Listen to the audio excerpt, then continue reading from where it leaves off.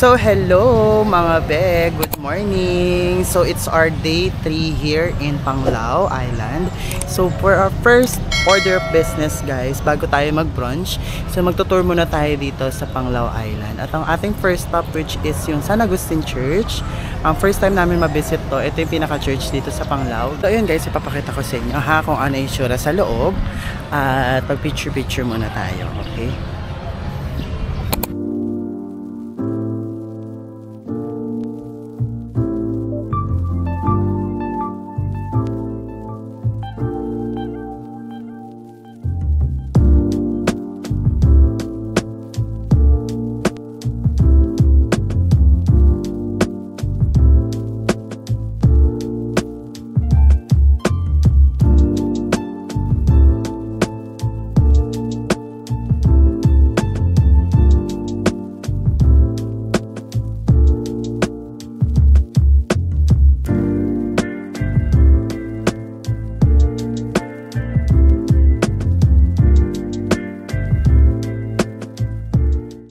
So ayun mga be, as you can see, sobrang ganda at halata dito sa church na to na medyo may katagalan na rin at pero guys, napakaganda pa rin ng kanyang structure at kung nakita nyo dun sa video kanina, sobrang ganda ng kanyang painting sa taas. Basta yung mga naka-drawing sa taas, sobrang ganda. At if you're going here sa Panglao Island, wag na wag nyo kakalimutan guys na pag-visit dito sa San Agustin Church, which is napaka ganda as in, napaka instagrammable spot at saka napaka religious. At ngayon magsisindi kami ng kandila. Meron dito nag-offer guys na 100 pesos, so pwede na rin yun, tulong na rin siya sa local at makakapagsindi ka pa ng kandila na may blessing sa kanila.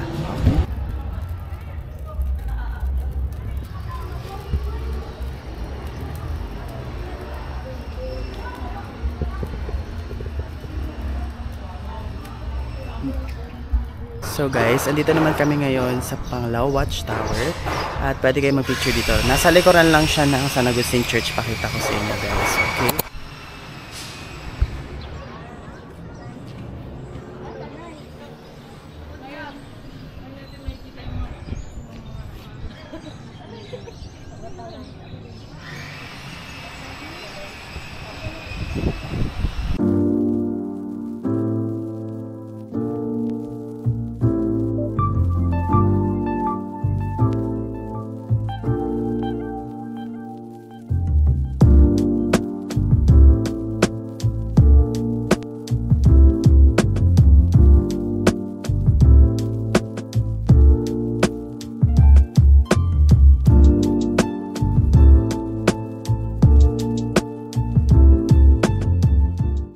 So ayun guys, nandito tayo ngayon sa Hinagdanan Cave. So bago kayo pumasok doon sa entrance, kailangan nyo muna magbayad ng 50 pesos. At kung maliligo naman kayo guys, total of 125 pesos siya. Dito kayo magbabayad sa ticketing booth nila. Pakita ko sa inyo yung entrance. Same time. And then, yan yung entrances.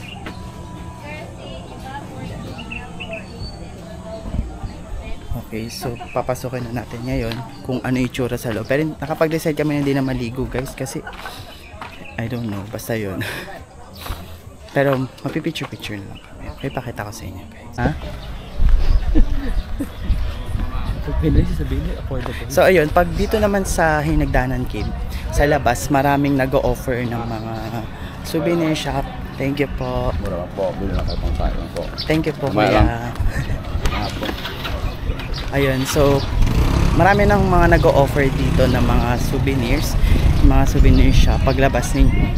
Pero gawin niyo, pumasok muna kayo sa loob tapos picture muna. Tapos paglabas niyo na lang kayo mag wow.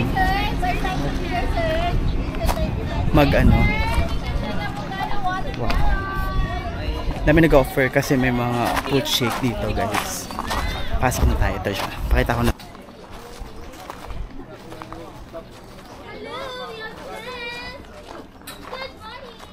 Ay, ano? So pagkapasok nyo ng entrance guys, ito na agad. Bababa na kayo. Pakita ko sa inyo. Careful lang kayo kasi madulas. Okay, go! Go, man.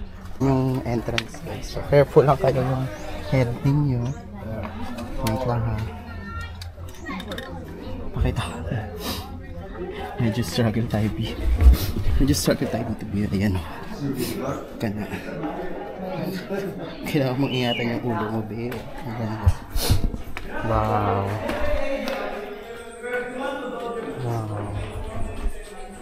Ayan yung tsura mo, guys.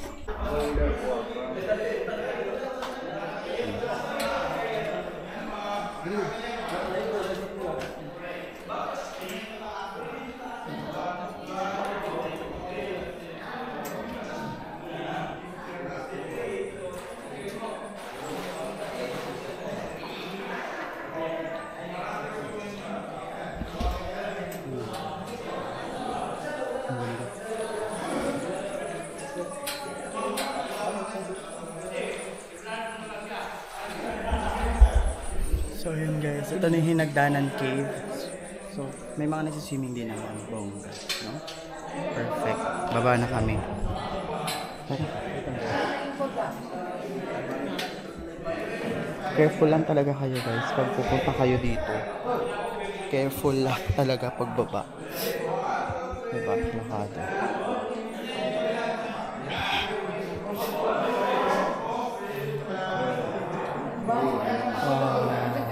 Ganda, sobrang ganda niya guys in person. So yun guys, nandito tayo sa ating next stop, which is yung brunch place na inaano namin. Ito yung Mosa, yan makita nyo yan, sobrang ganda. Bibigyan ko kayo guys ng tour dito sa Mosa. Okay, pakita ko sa inyo. Tapos yung mga prices naman nila okay naman, super duper ganda.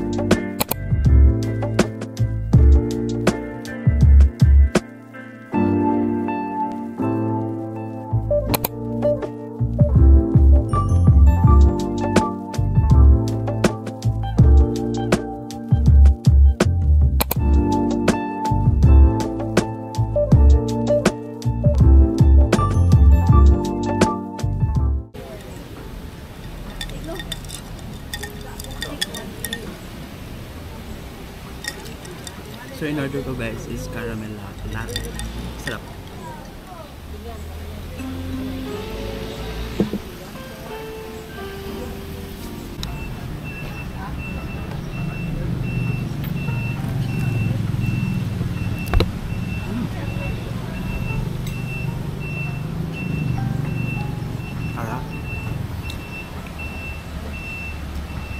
So ayan mga bet, tapos na kami dun sa Mosa, no? So i-rate natin yung Mosa restaurant na to ng 8/10 for me. Since okay lang naman yung lasa, masarap, pero medyo pricey talaga siya, mahal. Yung kinain namin kanina guys, nasa 1,500 na yun. Ang mahal, pero okay na rin naman for the experience. So ngayon guys, pupunta na kami ng hotel, babalik na kami. At later, tatry namin pumunta ng South Palms para mag happy hour lang. And papahinga muna kami sa hotel guys, no? Kasi kakatapos na mag-lunch eh. Kasi ang init din mga be, kahit walang araw, mainit talaga. So yun lang guys, kita-kita tayo later.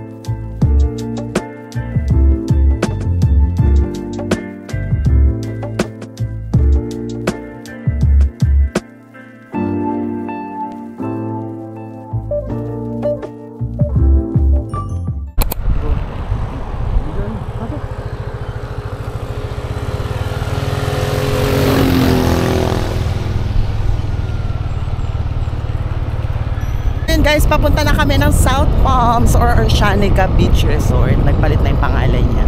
Andito na kami sa loob ng area. Titingnan natin kung ano yung magiging presyo ng kanilang day pass, no? So check natin mga be. Okay, thank you so much. Aray. Aray. Ganda ng dagat nila, Bina. Tignan natin sa harap. So nandito na kami guys sa South Palms. At pumasok na kami na walang pag-anilangan. Check lang namin yung harap. Then later mag-happy hours kami. Tignan natin kung magkano yung kanilang drinks. At isi-share ko sa inyo later. Okay guys. Ang ganda dito. Ang ganda ng dagat nila, B. White sand. White sand yung dagat nila mga B. Pakita ko sa inyo. Ayan.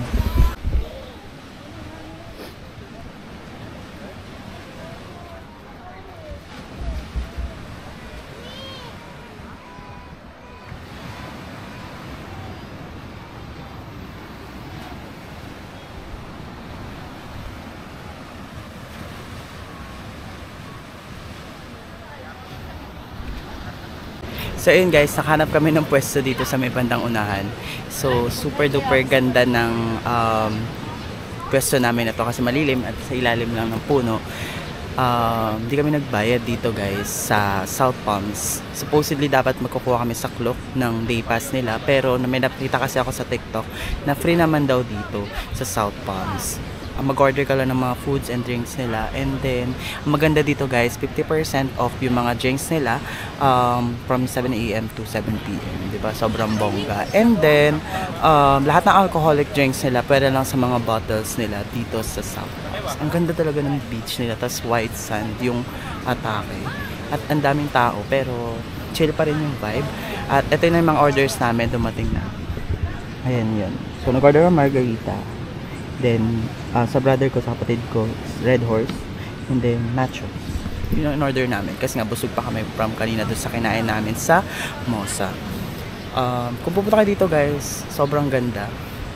Compared doon sa Alona Beach. Ganda dito. Pwede ka makakapag-swimming ka. Ang ganda ng vibe niya mga pe. So, yun lang guys. May chill lang kami dito. Then, later, chikahan to kayo. Okay?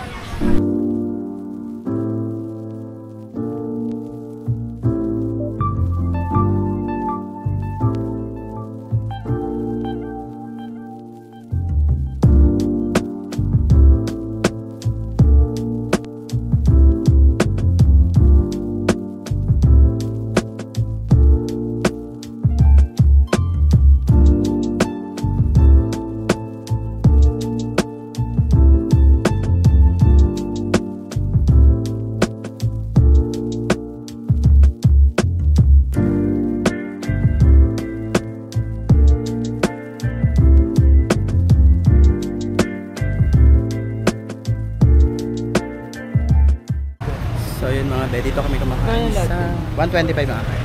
Kami kumakain sa mga barbecue dito sa Alona Beach, near sa Alona Beach. Tatry namin yung puso. May legs. Magkano po yan? 100. Isa po.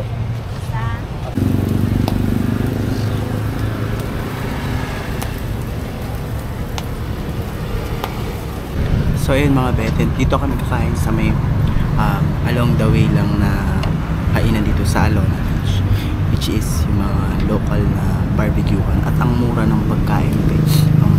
Gaya na sabi ko, nasa 10 to 35 pesos. Mamaya papakita ko sa inyo guys kung magkano yung inabot nung pagkain namin later dito sa barbecue. Basta makikita nyo, pakita ko din mamaya yung landmark pag pupunta kayo dito sa barbecue place. Guys, ito yung ano nila, puso. Yan. The last time nakakain ako ng puso is nung nasa Cebu. Kakain tayo ulit nito. Ito yung kanin ng Sabisaya. Sobrang mura. Medyo pricey lang siya. I don't know why. Pero ganun siguro yung price. Naabutan ko before ang puso is nasa 10 pesos na. Ngayon nasa 15 na siya. Pero okay lang naman. Tapos ang cute ng kanila. Tatakpan niya kasi hindi siya sponsored. Yes. Ito yung kanilang ano, soft drinks. Very cute. Ang liit. Very cute. Diba? Ang Hintay lang namin yung pagkain namin.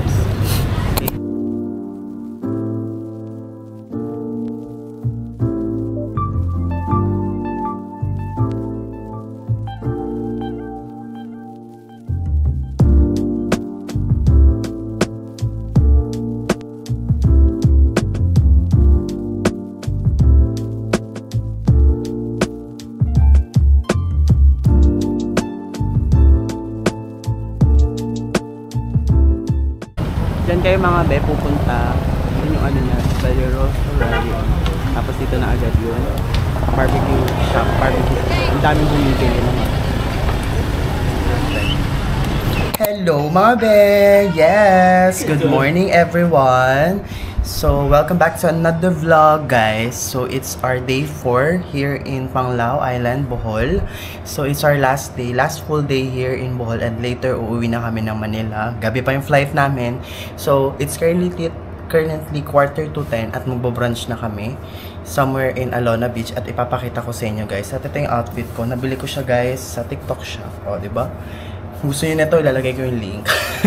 Sharing. So, yun lang guys. Kagabi hindi na ako nakapag-update kasi nga, nagpa-massage lang kami. At gusto ko lang talaga ma-relax kagabi at hindi na ako nakapag-vlog guys. Kasi nga, syempre from 2 days straight na tour, deserve naman namin ng massage kagabi. At yun nga, yung massage din dun sa Alona Beach. At ang sarap ng massage guys. As in, halos nawala yung sipon ko, yung rhinitis ko nawala. At okay na ako dahil since 2 days, ay last day na namin ngayon panawala yung ano na, rhinitis ko. So ayun lang guys, pakita ko sa inyo kung saan kami magbabrunch ngayon. Guys, alam nyo dito sa Alona Beach, meron lang akong comparison. Like for example, paggabi, as in sobrang daming tao, sobrang ingay dito. Pero guys, ngayon 10 o'clock, apakatahimik, para siyang ghost town. Ngayon maghahanap kami ng brunch place namin dito sa Alona Beach. Okay, basta malapit sa Alona Beach, maghahanap kami kung meron. Tapos, update ko kayo kung saan kami mamaya kakain. Pero yun lang naman yung comparison ko. Na-observe ko pala din na pag ganito nga, pag araw, tahimik dito, parang, pero pag gabi, ang ingay talaga. Pero masaya as in. So yun lang, check natin kung saan tayo. Chill lang yung vibes. Chill lang yung vibes as in. Pero like other island. Oo, na maingay agad na may night. Yung grabe yung night life. Ganun. Oo, chill yung vibes. Chill Or siguro weekend, ay weekdays kasi kami pumunta. Pero okay na naman, hindi ko naman pagsisihan yun kasi lahat ng goals ko na ano ko. Na sobrang solid talaga. Diving talaga. Yes. Kung pupunta ka dito, yun yung sasadyain mo. Kahit kung pupunta ka dito ng Panglao, ng Bohol, guys, marunong ka mag-free dive o kaya gusto mo mag-scuba kasi maganda yung mga diving sites nila. As in, walang halong biro. Kasi pag nag-snorkel ka, daw wala naman ang problema sa mga nag-snorkel kung yun ano, meron kayong trauma. Pero yun nga, gaya na sabi ko, kung meron kayong means para mag-aral ng free diving or scuba diving, try nyo na. Kasi ang ganda talaga ng diving site dito sa Bohol. Hindi siya patay yung mga coral reefs. So yun lang. So yun mga Ben, nandito kami ngayon syempre sa Jollibee kasi inikot na namin yung buong Alona Beach. Wala talagang ma-breakfastan doon. Tapos ang init-init pa, syempre nasa labas yung mga kainan. Init talaga. Hindi naman sa nag-iinit pero ang init talaga, hindi kaya yung init. So pinili namin na dito na lang sa Jollibee mag-breakfast. Brunch na din. Ganun.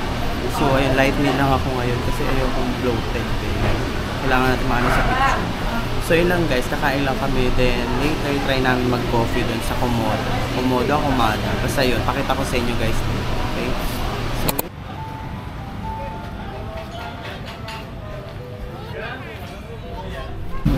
So guys, nandito kami ngayon sa Komoda along Alona Road or Tawala Road siya guys.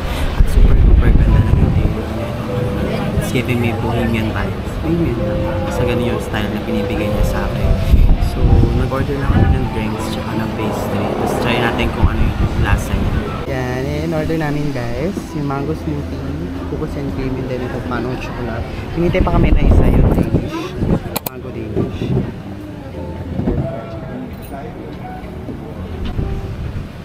Story ko na to. Napindot ko na. matapos. So hello mga be, so welcome back ulit, no? So nakita nyo ano man doon kanina sa pinagkainan namin, yung Komoda, sobrang sarap doon be, nung kanilang mango smoothie, and then yung kanilang mga pastry, like for example, yung, breads pala, no? Hindi siya pastry. So yung breads nila, yung pano chocolate, tsaka yung mango Danish. Ang sarap be. Tapos medyo okay lang naman yung price niya. Pero gaya nga nasabi ko sa inyo sa mga unang vlog guys, medyo mahal talaga sa Bohol. Pero worth it naman yung paggastos nyo. Kasi nga, ang ganda naman talaga ng serving nila. Tapos, ang mabait din nung mga crew ng mga restos dito sa Bohol. So, as of the moment guys, dito kami sa hotel. So, naghihintay lang kami ng check-out. Mag-check-out kami ng 5 PM. Yes, nag-late check-out. Dito sa Roman Empire guys, meron siyang 200 pesos na late check-out fee per hour yun. So, if you guys, meron kayong mga flight na like kagaya namin, ang flight namin later going to Manila is 8 PM pa. So, wala ka naman kami pwedeng puntahan na. Kasi nga napunta na namin mostly dito sa Bohol, dito sa Panglao, yung mga gusto namin puntahan.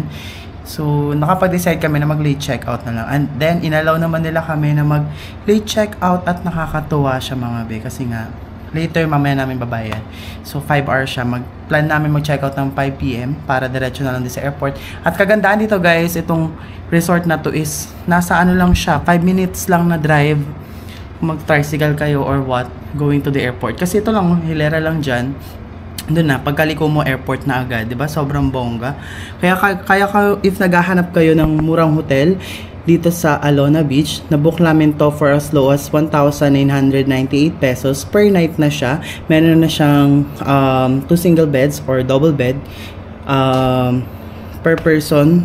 Nasa ano na siya, 1,000 pesos lang, 'di ba? Sobrang mura per night 'yun. So 3 nights kami dito, na ano namin is 5,900 plus something lang yung nagastos namin dito sa hotel na to. At sobrang ganda ng pool nila guys, kagaya namin na nagda-dive, sobrang convenient nitong pool sa amin kasi nga up to 12 feet yung kanyang ilalim at pwede kami makapag free dive.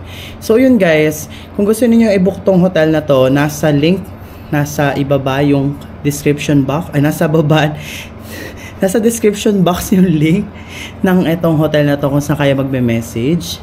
Kami nag-message kami through their FB, pero meron naman sila sa mga booking platforms like Agoda and then booking.com. So yun lang guys, nakapag-prepare naman na. Andun na yung mga gamit ko, maliligo, then later check out na, and then proceed na, pauwi na tayo ng Manila at magbabalik trabaho na tayo ulit.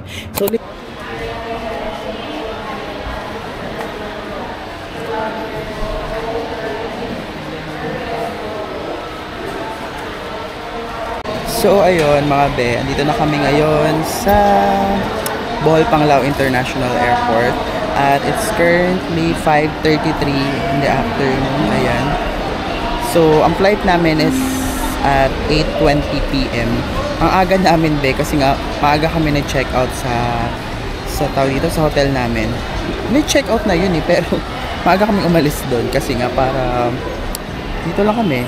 Tatambay lang, para walang hinahabol ng oras. Kala mo naman talaga, napakalayo ng airport, no? Diyan lang yung airport namin, parang 5 minutes lang. So, from our hotel, dun sa Roman Empire, nag-rent lang kami ng tri-cab. Ang binayad namin sa 2 tao, tapos may bagahe na is 100 pesos na. So, mas mura siya compare ka mag-a-arrange kayo ng airport transfer. Makipag-haggle lang kayo, makipagtawaran lang kayo dun sa mga tri-cab drivers, okay? So, ayun lang, naghihintay na kami na mag-open yung check-in counter for our flight. Pero feeling ko mamaya pa yung mga 6 PM mag-open yung check-in counter. At yes, nakita nyo na naman tong salamin ko. Yung nabili ko sa TikTok shop guys. Kung gusto nyo umorder nito, nasa aking yellow basket. I-follow nyo lang ako sa aking TikTok page. So later, update ko kayo mamaya pag kalapag namin ng Manila. At tayo ay back to normal na naman, balik trabaho, no? At i-edit ko itong mga vlogs na to para tawag dito, may mapanood na kayo agad. So